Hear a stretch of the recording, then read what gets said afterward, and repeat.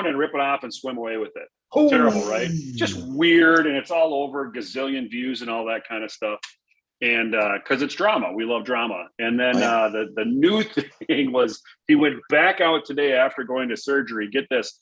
They found the shark. It was a little shark. They found the pinky and they put it back on.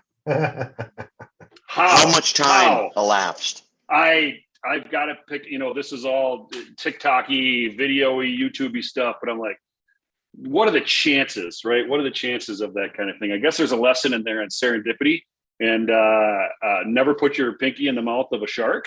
But at the same time, hold out hope that good things can happen that you don't expect to. They found his pinky. How do you find a pinky in an ocean?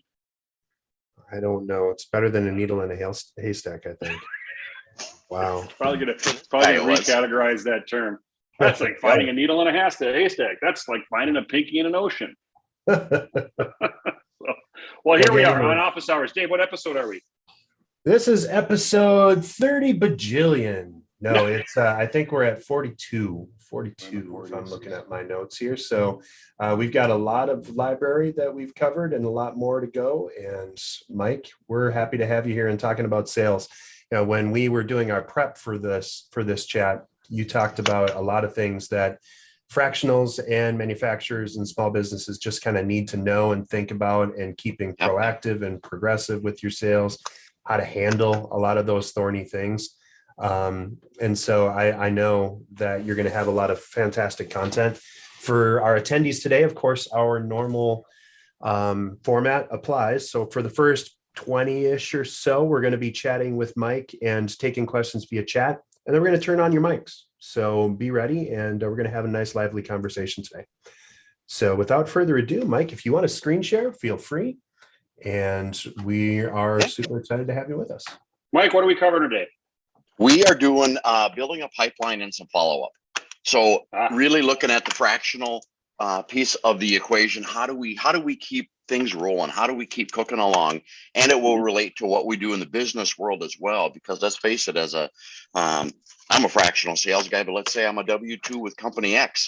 And how do I keep my pipeline full? What's the appropriate outreach in working with those to keep a pipeline full? I use these in practice. I teach them at places that I work with, and always learning and revamping a few things as well. If we're not changing, we're slipping. So if we're not getting universal need in business, no matter where you are. Yeah, absolutely. Just a few basic slides. Again, a little bit on me, a little bit on sales acceleration. You guys know that story. I sent it over to you guys to see as well. So I'm going to just share, and it keeps me on track and talking. We are going to share a window. You're going to see, probably won't tell me what you guys can see. I see your slides with the decky thing on the side. You can go to full screen if you want. There's always a little bit of nervousness there, right? When you finally expose it, like, is this going to be a picture I took this morning of the broken plumbing I have at home on the project I'm working on? Or is this a picture my kid put on my laptop? You never really know. So you're safe, though. You're safe, Mike. Yep. Bingo. How does that Perfect. look? Did you get full screen? Yep. All right. You got it, baby. Like a pro. When I've done this in the past, I then don't get to see the guys that I'm talking to on the side. And I'm like, am I still talking to people? Are you still there? We're here. We'll utter something every now and then, and just so you know we're alive. There we go. So a little bit on me and on my family and why I do what I do. You can see my very young self and my high school sweetheart, Andrea. Yeah, a little bit. Actually, about 1990. And so not far from that. Yeah, you can. Is there a mullet in there that we can't see?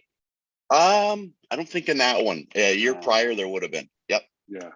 I didn't do the lines in the side of the head as I saw a guy yesterday at a gathering. Yeah, that's right.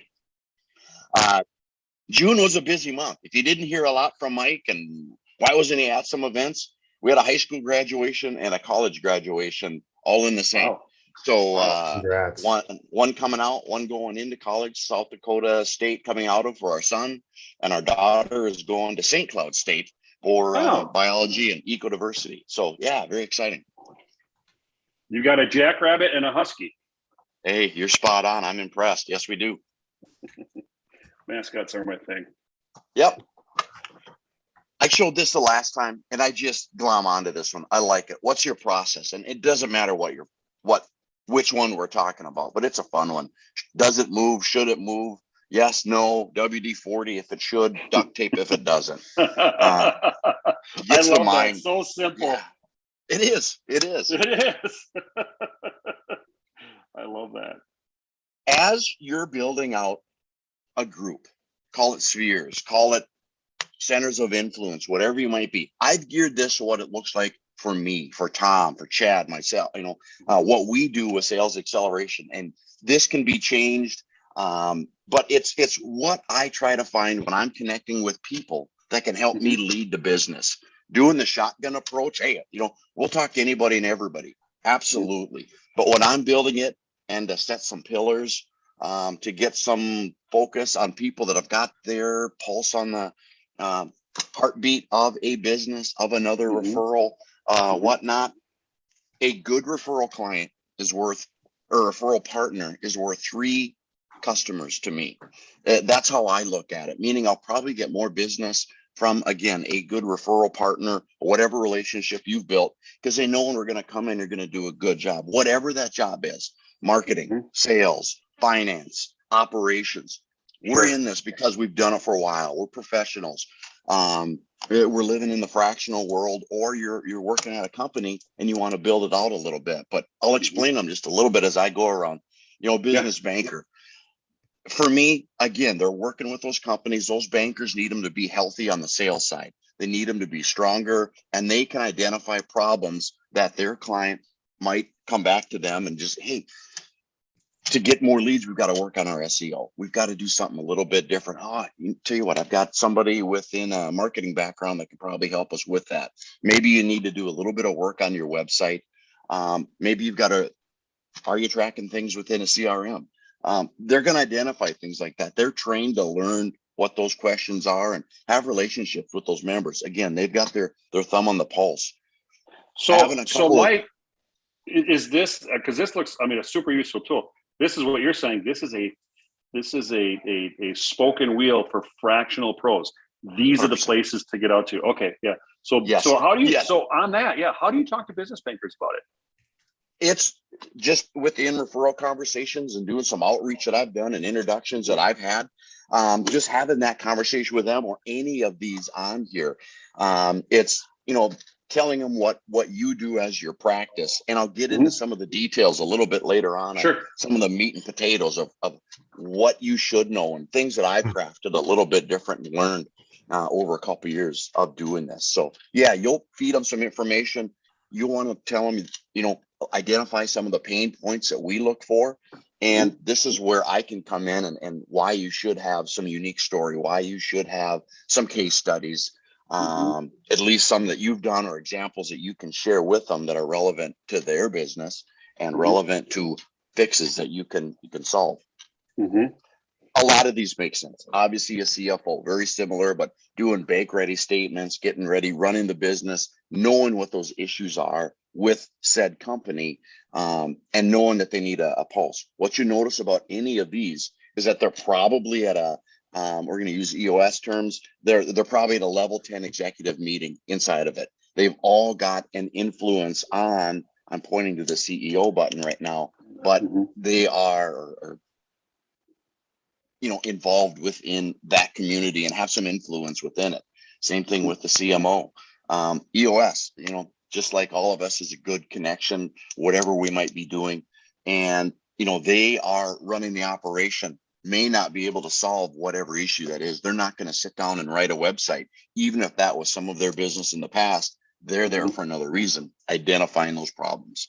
Of course, operating officers, they know the holes within. CEO, they know when they need some help. They know when they've got to add on, and whatever the decision might be. We just don't have whether it's a talent pool within, they don't have the set that they need. It might be whatever, fractional cost, save some money, the advantages that we bring. And then obviously referral groups. When I look at a referral group, I want to know the members that are in it. And I kind of want it to look like this sphere. That looks a lot like Voyager U, by the way. It's pretty similar to what it is. Yep. A little bit of influence. Those are our people. Yep. Yeah, it really is. That's our group that's out there and what we want to find with them. This is on a sheet that I can manipulate and send out to everybody, and it's fun to be able to identify this. And in the deck that I've got, as you would click on the picture, it puts all of these off to the side of your screen, and you can type in hairdresser if you want. You can put in massage, whatever that might be. Hey, here's the stuff that I want to do for the week as well. But anyway, just it's easy to change and manipulate and identify. Yeah, Mike, one thing I that's interesting is you know, this is you need their help and they need yours, and those relationships can begin. New to the economy is these people around, you know, whether it's a CMO or EOS or COO. New to the economy is a lot of these folks, they have equity. So you might, historically, it's like, yep, the CEO makes all the decisions, they have the equity. There are fractional pros, or there are independents out there like, no, I can't just bring you into the business. Not just that, I've got equity here. I've got stake. I've got share, which means the decisions we make, not only can they be influential, but they're very careful about it, right? They have to be very planful about, if I'm going to bring you in, I'm not only bringing you on my reputation, I'm also bringing you in on my upside. And it's important for people to know that. Yeah, absolutely. All conversations, again, things you should be able to talk about with the banker, the CFO on there, CIO, as well. Again, all trusted members within that. And like you said, have got a stake and equity within that brand or brands, et cetera. What do you hear back, like in the last several months of kind of using this model and having conversations? What are some common themes you hear back from these sort of spheres of influence when you start talking about fractional or what you do? What are you hearing back? I think we're a little bit more unique here in the upper Midwest, because of what Voyager U has done, because of Tim Voigt out there and John Arms in building this network, that we don't necessarily have to sell. Here's why you need fractional. People are starting to get it, although many are still learning, and it's never a short game, it's a marathon. But more so sales related issues or process related issues is what I get back. But when you talk to others, about similar groups and things, really, this is, nobody reinvented the wheel putting this together, ironically speaking. It's, if you were doing something else and just like, gosh, I wish I had more like-minded people around me, you'd probably come up with something just like this. So it's a common theme that's out there. I really didn't answer your question too directly on it. What am I hearing out there in regards to it? But there's a lot of other groups and networks, and just, whether it's a Rotary, pretty similar scenario, Chamber of Commerce, pretty close. Some other groups that I'm a part of, we've built this similar model. I didn't put lawyers in here, not for any reason, just, again, put that within your referral group. Yeah, Mike, that's a connection. They're going to come after you. You love to not have. Yep. Well, this is good. You have a line, sort of what I know to be true is that line has an arrow going out and an arrow coming in. There's give and there's take. Absolutely. Yep. And that I think is probably new to a lot of people. I think a lot of people think of the sphere of influence, what's in it for me? What do I get? How much comes my direction? And where in reality, it's what you put out is it's the boomerang effect. It goes the other way. Dave and I were talking about that with a cigar earlier this week. Dave, did I just bust you, by the way, by saying you had a cigar? My Facebook profile has me with a stogie on the lake, so I'm good. I hope your insurance company isn't watching. I didn't have one. I just watched Dave have one. No. No, I'm good. Great point. Had a couple cigars this week myself, which had been a while, so it was well overdue. So we're all on the same page. But the big thing on here, talk about the arrows with it. It's easy to forget. It's how many have I done? Whatnot. I am trying to track the amount of referrals that I make for somebody, whether it's to a company, whether it's to an individual. My goal is 6 a week that I want to try and do, and be a giver. If you think that you're just going to soak all this in and not get it back, or just continue to get it back, it's got to be some give to it. Be a, share that first. And, you guys have pushed that with Voyager year all the way from the start. It's philosophically, philosophically, we talk all the time. We're actually going to be bringing some new tools out that help make it more of a business process. So more to come on that. But you're right. It's the give. The give gets the give. You have to do it first. Absolutely. For sure. this gets a little bit jumbled and a bit long, and I tried to change some colors on it because I was never a kindergarten teacher, but I understand the colors. And when I lose people, I'll clap every now and then to bring you back in. So, but understand your prospects so you can target more of them and practice your message. If you were never in speech, sit in front of the mirror and do it. Sit in your living room, look at the pictures as if they're people in a crowd. Try to address them as you're talking to them, but understand what you're saying. How do you describe an ideal prospect to a person or business to be introduced into? People will ask that all the time. Mike, how do I introduce you? John, what's a good introduction for you? Well, I work with small and medium businesses from $1.5 million to 40 million. Typically, they're in a B2B cycle, and industry doesn't matter. And a lot of times I'll build up on that. I put B2B twice on here because I missed it in the first line for the second, but not to say, and then I'll go on to say direct to consumer works as well, but it's not really a sales driven function. That's what I work on.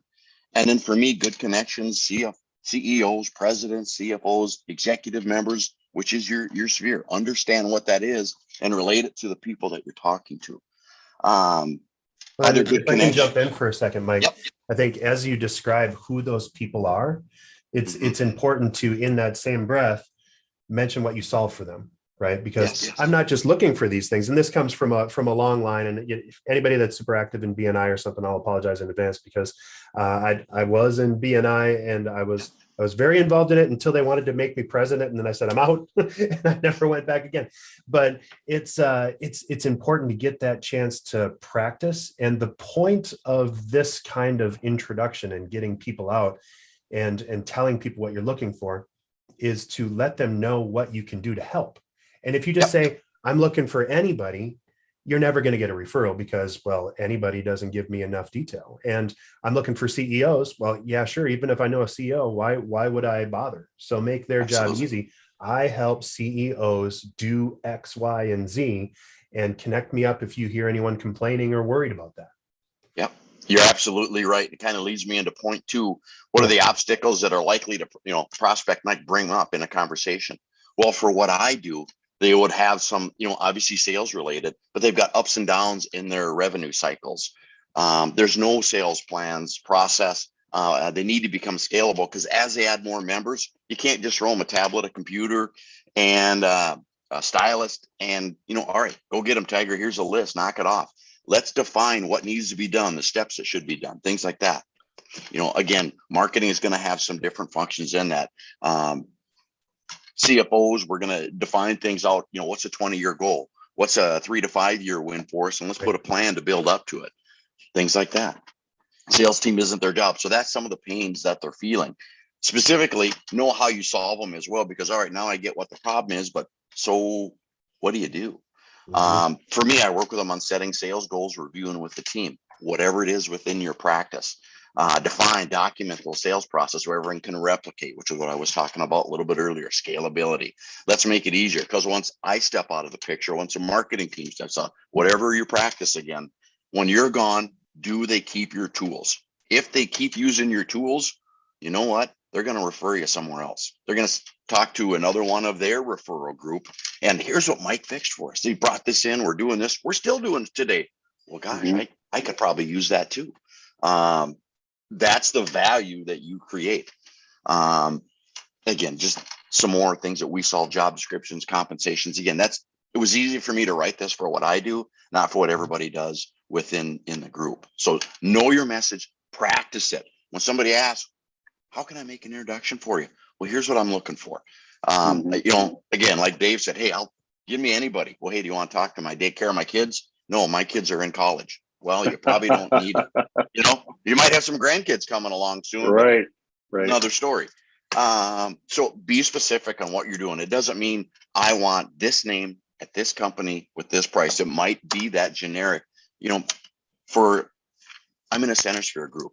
And what I like to bring up at different times for a few weeks at a time, I'll talk about a specific trade. I want a CEO of manufacturing. You know what? I want a CFO of healthcare the next time around, whatever the flavor of the month might be, different practice, different trades, because I want different people in my core area that I'm focusing on. That's just Mike. Have you guys noticed? as people leave corporate world and you go independent like this, what I found interesting and what was helpful about this conversation is people have a tendency to get really far down the funnel before it's time. So there's a tendency, guilty, I think it's human nature, but it's something we have to work against. And that I know there's a lot you can do, and I know you have a lot of skills, and I know that you have a process. I get that, but that's like way down the funnel, and it's a discipline you have to take on to do biz dev and to grow your businesses. As you guys heard me say many times, you have to be very snack size about how you articulate that. Mhm. And Exactly. and it's like a rabbit hole, right? And I've noticed people don't even like doing it. It's like, you might ask them, okay, so what's a perfect prospect for you? 17 minutes later, you might get a breath to say something again. There's this big rabbit hole of information, right? Yep. And I think the key is like pause, like do it in 10 seconds Mhm. and ask. Does that make Suffered sense to you? from that substantially Oh my because God. here's another example of what I've done. Here's another great, piece to it. Right. Oh, and this whole process of hiring, and Yeah. whether it's Yeah. yours, whether it's my product, blah, blah, blah. Very simple. Yeah. Be quick, concise. How many points do we try to remember? Dave, you and I were talking. I said, I got a little deck that I'm working on. He goes, 5 slides. That's all you get. So I put That's 3 it. in with color and another, few in with some other stuff too, because I like that stuff. Have those same bite-sized pieces. I'll help you get the right people in place. Get your sales team firing on all 8 cylinders. Maybe it's running on electricity because now everybody's driving not so much a Prius anymore. What's a car I'm thinking of that I'm drawing a blank of? Thank you, Tesla? Yes. I'm Thank going to you, be Elon. doing one of those when Ford comes out with Lightnings, baby. Attaboy. yeah, that's my hope. That's what I'd like. Yep. Everybody should drive Fords. Just a little plug. Big I fan. got one. Yeah. I got the opposite of a Lightning though. I got a big old 78 F-150 with a 460 in it. Gets 6 miles to the gallon. I Yeah, like pouring yeah. gas out the window when a Tesla comes by. Just to give him 150 Boy. fan. Well, Mike, I noticed that we don't have the ability to accept chat right now, so I do want to give Okay. folks a chance to ask questions, and you Absolutely. can either pop some questions in on the Q&A tool, or Yep. if you have something that you want to say right now, why don't you raise your hand and I'll turn on your mics, and then otherwise we're going to give it another few minutes to let Mike get through his Yep. deck, and then we'll open up to wide chat. And I know Brian, Mike, and Tom are all going to have some great stuff. Absolutely. So as you get further down a conversation, this is not meeting 1. This might be meeting 2, but do have something in mind for a client success story so you can tell that. Know of one. Use some tools that you've got, case studies, things like that. When you're winning deals and you're not winning deals or not winning deals, analyze it just a little bit. Come up with a report. Why do I think I lost? And was my price too much? Was this, whatever. And that might be early on in your process. Know your 3 uniques. John calls them your superpowers. I'm very hands-on. I'm a concise leader. I do believe in some process of plans and sales management that we can help you with. But what makes the world go round? It's having goals. It's understanding how to get there and what actions are you going to do to hit that. That's what I'm going to talk about with my teams, putting that stuff in. Dig it. If you wanted to conquer a country, it seems like you have the right tools to do it. You got a goal, a plan, and a way to track it. Although use your powers, Mike. Use your powers for good, not evil. That's all I ask. Absolutely. I'm with you. Gas out the window, for example. That's awesome. Here's something I get asked a lot, which is this is just a little piece that I put together over, a little bit of massaging of it, a lot of puke on the screen right now. But what's appropriate contact for somebody? I got ghosted. I didn't know what to do. Well, what did you do? Think about how it was. I am a big believer in sending a thank you for a meeting. I'm a little bit behind. I hosted a social media event in Rogers with some others this weekend or this week on Wednesday, and I haven't sent my thank yous out to everybody to come in for that, other than some quick contacts, whatnot. Have that ready to go. Big fan of mailing them, and no, you're not going to get mailed thank yous for coming to that one. But as you're working with clients and those close to you, be different. Hey, we're going to talk to 2 other people. Overnight, priority overnight, a handwritten thank you. Nobody does that. You will get business. They'll remember you. Put something in there. whatever it might be. You can sign up for services to do this.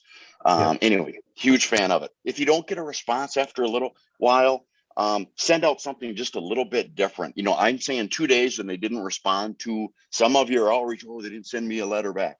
Don't worry about that. Worry about if I didn't get a response. Hey, thanks for your time. Let's set up something different, whatever it is. Craft another just general email, whatever is appropriate for your connection, you know, mail, phone, social, etc. And then infrequently, as you're not hearing things, check out their LinkedIn page. Do not be a stalker. This is not a daily, weekly task. This is just infrequently. If 2 weeks goes by and you haven't gotten a response, a lot of this goes if you haven't.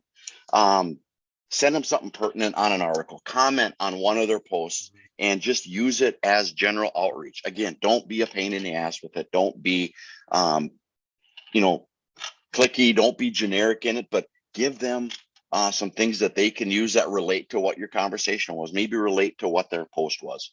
If anybody is like, hey, we're good right now and need to opt out, respect that.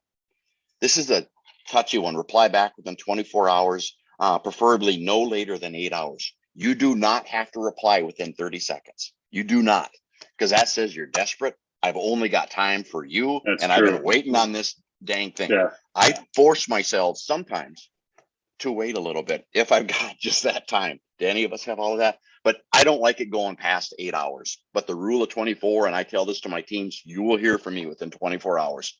Always try and be faster.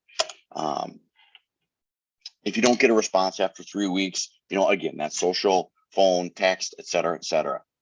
This is a fun one that nobody thinks about. After 5 weeks, ask a referral to poke the bear, but make sure that response doesn't sound like, hey, Mike asked me to reach out to you. Get 1 or 2 people, stage it out. Hey, we're connected to this guy. You made an introduction. Just ask them, how was the conversation with Mike a couple of weeks ago? I haven't talked to him on it for a while. It's okay to do that, to get a few different points of connection with them. They'll probably be a little bit more open with them than they will be with you. So again, don't fall back on this trick with a quick response that way all the time, but just something different. Not everybody's doing this. And again, after 7 weeks, and I like these numbers. I like this time frame, but you know, sometimes it's okay to do the takeaway, to, you know, send them a Dear John letter, which is, hey, just want to make sure if you guys are what stage you're at, where you are. I've got a lot of stuff going on as well. I've got room in my pipeline to work with you guys. I love what we're going to be able to do together, but just so that I'm not sending you stuff you don't want to see. Are we still good here? Something like that. Craft it a little bit better than how that sounded. So sometimes your best client is 2 to 9 months away that you've been working with. So again, keep those points of contacts up. Because I didn't say yes in 7 weeks doesn't mean that it's gone. Keep it going. You'll know the ones that are gone. Yeah, the likelihood of catching a person on that day with that specific need is very low. The likelihood of staying in their orbit and for them coming across the skills that you have is much higher. So you got to stick with it. Yep. And you know, again, Bruce, Mike, I have had success. You know, if I get, hey, no, thanks, not at this time. I love the handwritten notes. I do those too. I like to send a note like, hey, thanks for considering me, a handwritten note. So if you lose, completely high road. Yep. It's just recognizing. Yep. I just had a deal that went to a competitor, and you know, they're a hell of a competitor that's out there. I'm prideful that I can be in the same arena as them, and they're prideful that they can be in the same arena with sales acceleration. And what else can I help you with, right? Hey, I've also totally had a second conversation come out of it. It's like, yeah. Yep, indeed. Well, we've got some questions coming in, Mike. I'm going to turn on mics for Brian, Mike, and Tom. And I also want to bring this up. We've got a question on YouTube, which is wonderful. Says, Mike, how do you keep your team accountable, especially when the CEO is partly responsible for sales? As a sales manager, it can get tricky holding the boss accountable. Yep. Good point. Where'd the question come from? Sorry, I skipped out there. YouTube. YouTube came up. Okay. So, it is. Tom, I thought you set me up on that one. I was trying to pick on you. I'm just kidding. It is a good question. And that is part of the understanding we come in. We come in as a trusted value within a company, trusted partner. I am part of the executive team, and having full reins of the department does mean that comes back on me. But everybody's got accountability. You've got scorecards within, and we're going to see where the deficiencies happen inside of it. I'm not picking on anybody. It's not like, hey, dude, you had 2 conversations this week. You're supposed to have 5 next week. I need 7. Get to it. Let's figure out what happened. What was there another event you did? Did you host a huge event? Did you have a golf outing that took you away from it? Where you probably made some more connections there and did some sales pitches too. So, all right, awesome. But there is a reason we need some of those goals, and it's having a conversation. We're not calling anybody out. It's not underneath the thumbnail of what we're doing, but it's open communication, regular meetings with them, and going over those goals. Maybe there's just too many darn meetings going on within a company, and they're getting run to death with it. And that's taking up too much time. Is that slowing down some of the process you're doing? And again, just making sure that card is going, and their job description state, here's the activity that needs to be done to accomplish the goals that we need. So am I rewriting a CEO's job description? No, but I am going to talk to them about, hey, this is what I need. But I'm a little bit unique in the way that we do write up our contracts for that. I'm not going to fire him because he's not doing it, but I'm going to have a conversation of maybe we need somebody else in to also grow this out, which is a big part of that answer. I should have hit on that one sooner. It's a good question. Sorry, Dave. I'll go in after you. What I was going to say is to our YouTube note there are some tools that sometimes are built in. If they're running on L10, there's accountability measures in there. Yes. But when you're dealing with leadership, right, it's different. Leaders can blow by an L10 in a second. They can just flip the table and say, we're not doing this today. And I'm the leader and it's going to go this way. So, in fact, there's one of our Voyagers, one of our members, Roger Sherping, he's created a new product called the L10 Ninja. And he's recognized, right? Like accountability is tough. And just having the structure of L10 isn't enough to have a good L10. And to have people, to have that accountability and face that. And so while the processes are great, what I have learned is you have to be able to have conversations and really get the leaders talking a little bit.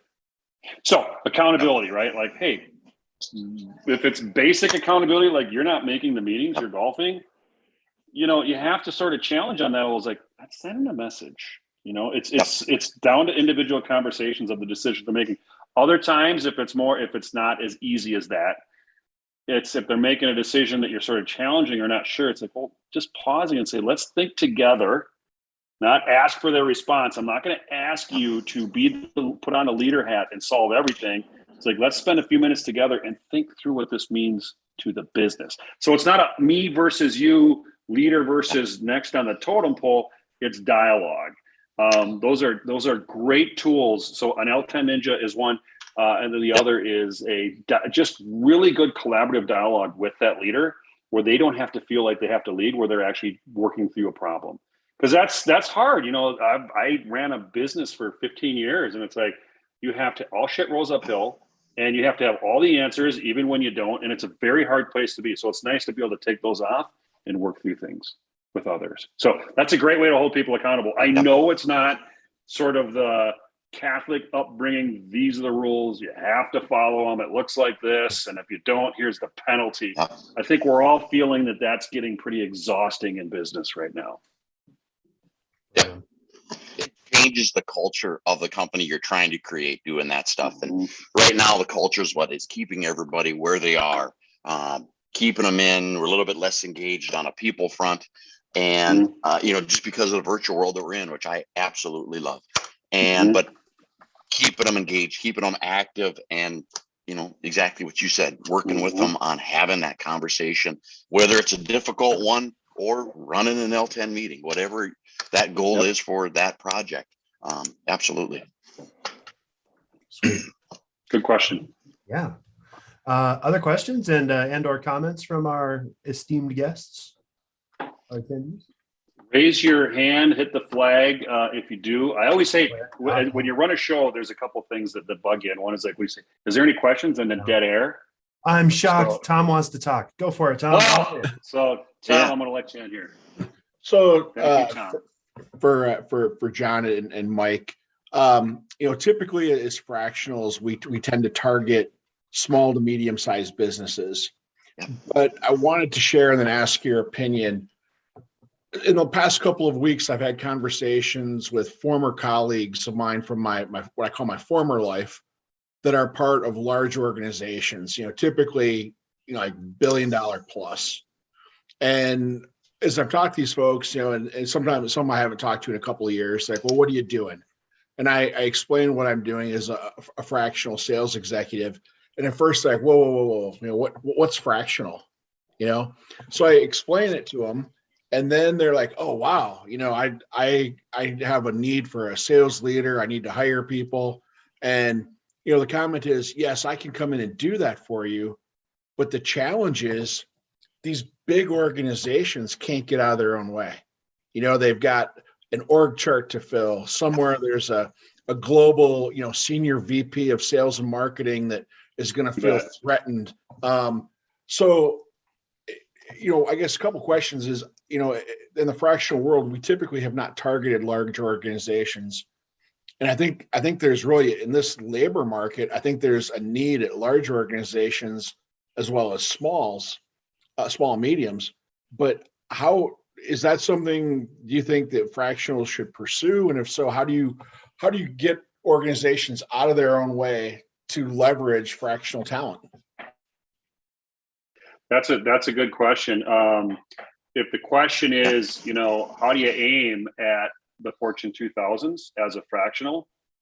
Historically, Tom, but that has been more project-based work. They're not really suffering on, I am lacking a sales leader here at Amazon because I got 500 of them. I am lacking a skill and a discipline, or a project needs attention. That said, that's changing. I believe Pepsi now has a fractional CMO. So the adoption of fractional is changing quite a bit. But the question is, how do you come at it? Well, it's not likely, Tom, that we're going to go in and say, hey, Google, I see you don't have a chief operating officer today. It's not, that's not going to happen there. But what is going to happen is like, wow, you guys are really struggling. You might have some positions that are slightly below there that are great for a fractional to take on, because the business dynamics don't change. Half the price, twice the wisdom. That's what you get with fractional. So you may not get that role, right? That top gear at the large company. But what you are going to do is deploy all of that wisdom you have into a very important function inside their business. So aim at them, but you do have to aim different. Sure. Mike, your thoughts? Great point and spot on. They've got a different structure, but more than likely in the conversations, and I've had those same conversations with colleagues of mine as well. It's like, we really could have used that. We really do need that. And typically what it is they need the structure within a department. It was built wrong. They now need a biz dev. They need an account manager. They need a couple sales managers, whether it's regionally or by division, and they need a vice president of sales that's on the ground. They need some of that structure, and then they need some sales training as well. So you can kind of start out, here's some work that I can do with them. We're not Sandler. We're not Dale Carnegie in what we do. But I can make introductions for you. Go through this, do that. I can get you as a certified sales leader, which is a part of sales acceleration, and Tom can too. And then we can build, and now you've got those tools. How do you use them? What are you going to do? Let's put boots on the ground and put some practice to it. And a lot of times, just like John said, you're kind of whittling your way into that role, but it might be some project based on those bigger companies. They've got a small budget for them. Bigger, small, giant budget for smaller. Yeah. And bigger, small, I know we hear like, oh, nobody can find bodies and find people and that sort of thing. And there's dialogue on both sides of that right now, but there isn't the need almost always in business is, it's not like we lack people. We lack thinking. What we have an absence of a mindset or wisdom or a core skill. And there's historically like, well, we'll plug that hole with enough people, we'll be okay. We don't have the right, we need better sales. Let's go get 10 salespeople and lean them against the problem. And when you think about yourself on that, right? Like that doesn't even make sense, but businesses tend to operate that way. And the absence is, I'm trying to grow and I need thinking here. More bodies is not the answer typically, but that happens quite a bit. So know that, right? As a fractional, Mike, Tom, Brian, everybody listening, know that that's who you are. You're that thinking that they need. So industry doesn't matter what we do. What matters is it's not about carrying the widget. It's about putting that plan together and keeping the boots on the ground. A lot of time is what I'll tell some, because it's happened to me, and I know it's happened to you too, Tom. Like, hey, we lost our salesperson. Can you help us with interim sales? What do you mean? We got a project going on. We want you to knock it on the door at the places that we're going to. Yeah, I've made individual sales calls like that for companies, but it's because somebody was out of the office or doing something, etc. So it's a little bit different. But have you ever heard this? We're going to let Mike, I'm going to let you jump in here in a second, Mike Diaz, but have you guys ever heard this? Let's get an intern. Yep. Like, we have a business problem. Well, let's just get a young intern. We need a body. That's telling you we need a body. They're not asking the core question is we need thinking here. Yep. And so that's a tell. Mike Diaz, good to hear from you. So I find it interesting that Mike hasn't kind of declared a focus on certain verticals. I would like to get everyone's assessment on kind of how do you approach that, whether to go narrow or whether to go wide. When I work with a client, I want them to pick a few verticals and have 3 or 4 silos. Here's what we're going to go after. Here, it changes your messaging, your marketing, your SEO, everything about what you do. To me, it's a small and medium business is a vertical. It is $1.5 million to 40 million is my vertical. And it is within a B2B space is the other one that I would do. I'm not necessarily going after industries as one of them, because again, it's not about my old days of just staying in consumer product goods. It's the outside thinking that we bring into today's organization, the new thinking, the different thinking that maybe I've seen before that they didn't have in what they did. I'm a very quick study on the product and the process and what we do. So to say that you don't have IT in your background, you've never done that. My first client was in cybersecurity. I am not an IT person. In fact, I'm job security for any department's IT department. I'm okay with it. I'm not great with it. So to come in my first time, I'm not going to have a product forecast. I'm not going to have this. At the end of the day, it was all about what we did, how we did it, and what we said in order to grow in our sales department and in the team that I was with. So again, I don't use the vertical of industry more so than what I bring for experience. That's a big thing that a lot of Voyager people who have used Voyager as far as our educational content goes. Mm-hmm. It's sort of in your early stage discovery and being a fractional. The more you pick yourself, because we have all these lessons like pick yourself apart, think about what you're good at, think about what you love, and the vertical goes away very, very quickly. Yeah. What I am is healthcare, and that just happens to be where these wonderful skills you have lived for a period of time. So when you break yourself down and build yourself back up, the underpinnings isn't really the vertical. It's all that awesomeness in that vertical you were serving. Well, and there's more than one way to slice a vertical too, right? So if you're thinking the traditional vertical, like I work in XYZ industry, for fractionals, sometimes that's not something that's all that productive. So instead, your vertical is a specific kind of person or a specific kind of problem that you solve. Right. So I'm digging deep and I'm going, I help struggling sales managers to bring more focus to their sales teams and triple their results or whatever. Right. So whatever that is. So that could be your vertical. In general, though, I agree with Mike that you need to have some sort of a vertical, some sort of a focus. When you say I serve everybody, you really mean, I don't serve anybody. So you need to pick something. And hard to make a referral. Make a referral. But better to say small business versus just healthcare. Right. Kind of person. Yeah. And that's a challenge too, that, as you develop referral partners, a lot of folks get wrapped around the axle about what industry, and it's hard to convince them that building sales teams or developing marketing strategy or what have you is developing marketing strategy regardless of industry. But too many people, are searching. Well, I need to know what industry so I can refer you, and it becomes a tougher referral when you say I'm industry agnostic, but Right. I develop sales strategy or I develop marketing strategy. Well, the easier answer to that, Tom, is I serve your industry.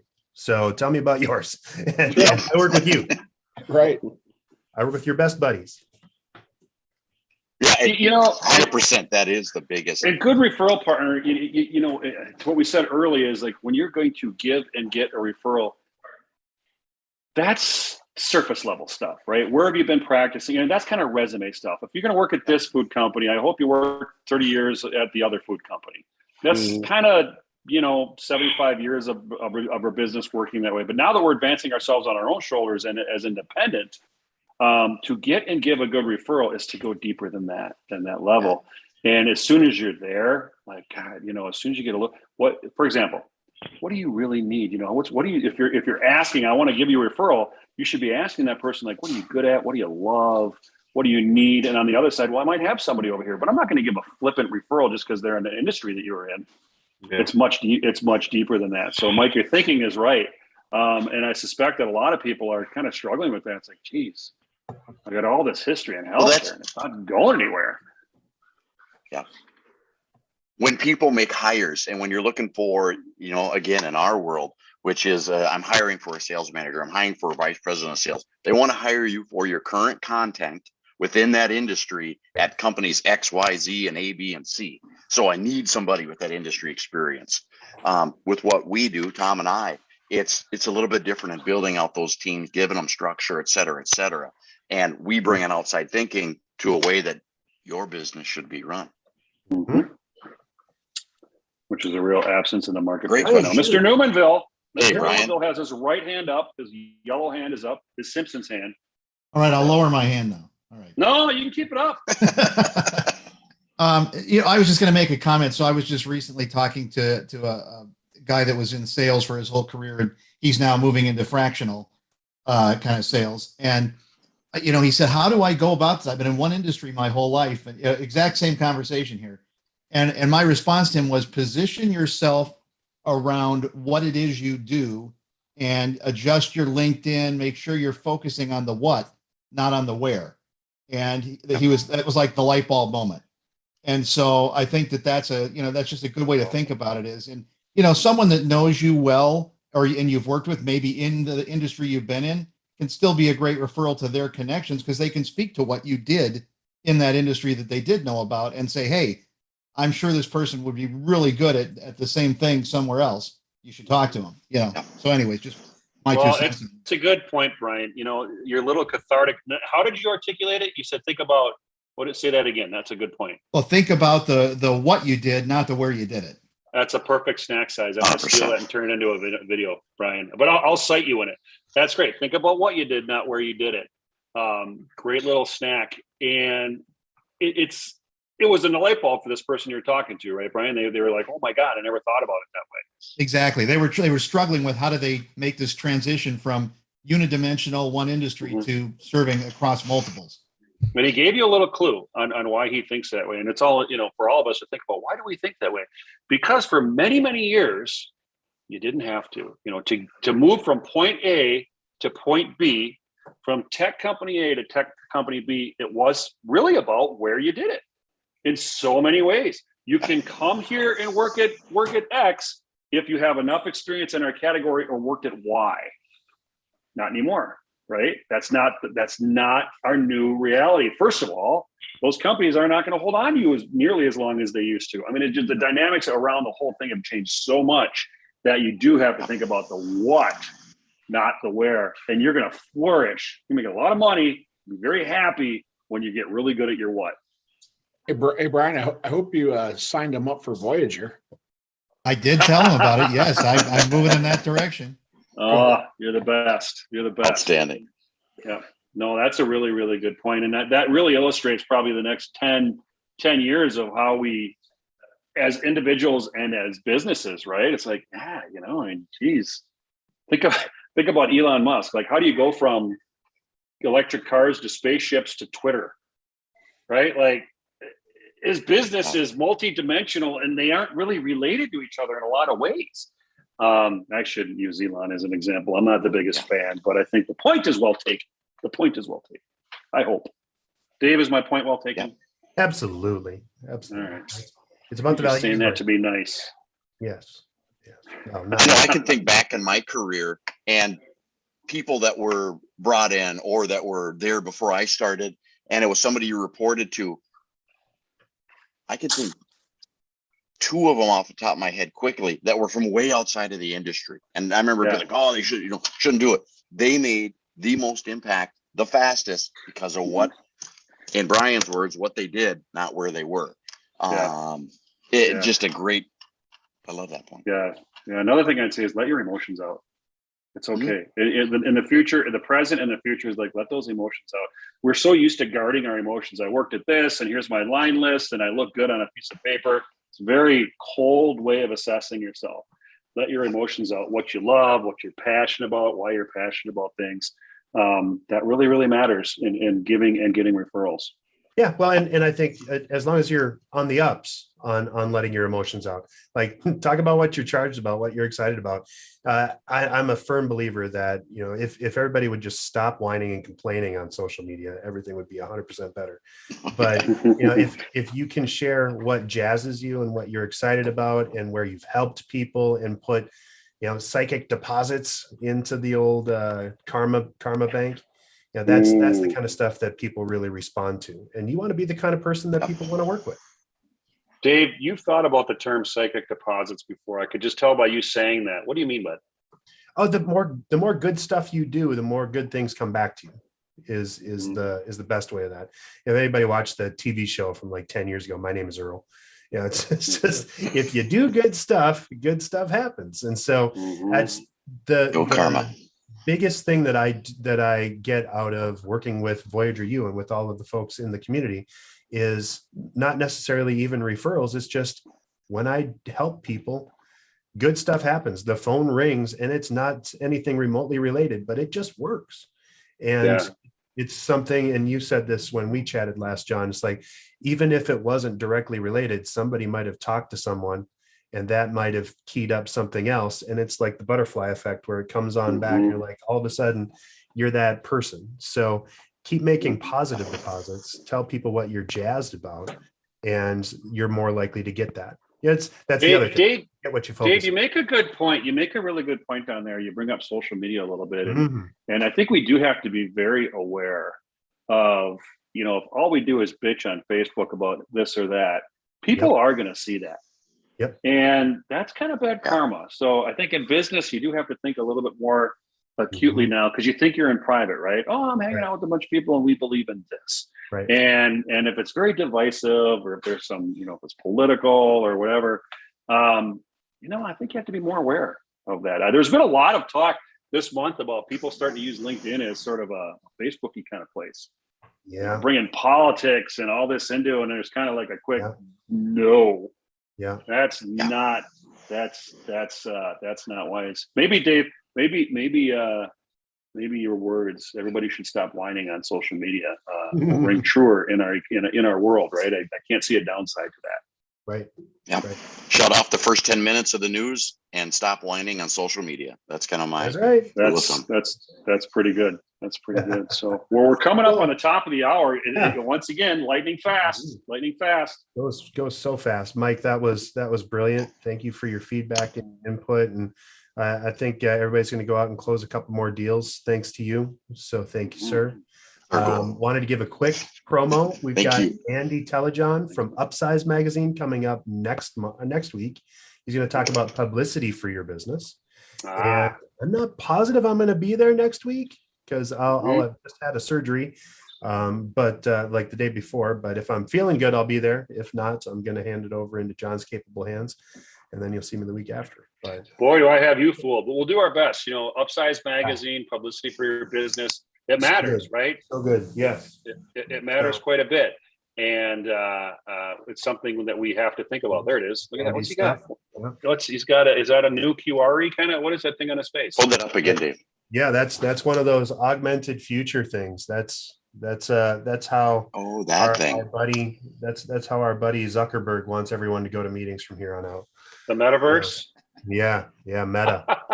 Let the discussion begin, right? Like, are we going to do it? Are we not going to do it? What's it going to look like? Yeah. Do you want to put a mask on? You know, it's going to spur a whole lot of dialogue. That's for sure. But Andy's a good dude. I think, is he in our market? Is he in the Midwest? Yes, he's right here. And he actually he's living the life himself. He purchased Upsize Magazine and is in the middle of reinvigorating it. So Total he's going to talk entrepreneur. about publicity for your business. It's going to be And it's different, and it's a lot different. So that'll be a good show. It'll be at 1:00 next Friday. You got it. Hey, Well, everybody. thank you, Mr. Maanum. Sorry, Mike. Sorry, Mike, Dave. Jump that was in. awesome. Thank you, guys. It was wonderful. And Always a one pleasure. last favor for everyone. If you wouldn't mind, go and find the Voyager U channel on YouTube and subscribe. We're just a few folks short of being able to publish live on YouTube for these videos. And once we get 100 viewers or 100 subscribers, then we get our own name and our own live capability. So, And we get a T-shirt. I want a T-shirt. yes. I want a YouTube. You get a T-shirt? I'm making that up, but I hope so. You'd think we would. I mean, the more people we bring to YouTube, the better for them, right? You got it. I'm chatting If we in do for get a everyone the channel name if you want to join YouTube, us. if you're listening, the first thing we're gonna do with that T-shirt is we're gonna pass it on to our viewers. We won't keep it ourselves. That's right. That's right. So exactly. Well, another good one. Thank you, everybody. Everybody. Thanks, Mike. Good seeing you guys. Talk to you soon. See you all next week. Thank you. Bye-bye. Good show. Thank you, sir. That was fun. I enjoy those. Tom, how are Good. you? Oh, he left. Yep. I got to go too. Take care. All See you, right. Mike.